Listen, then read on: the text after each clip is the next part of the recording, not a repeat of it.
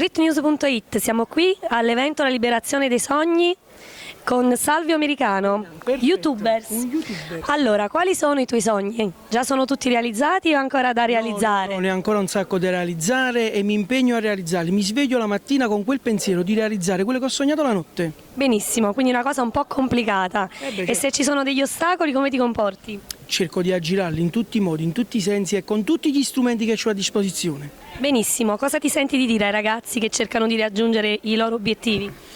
C'era un pezzo di Fabri Fibra, giusto per rimanere in tema, che diceva: più sogni e meno più fai e meno sogni. Prima lo si impara, poi rappa. Benissimo. Allora, facciamo un saluto a tutti i lettori di Street News. A tutti gli amici di Street News, ragazzi, Salvio Americano, qui insieme, come ti chiami?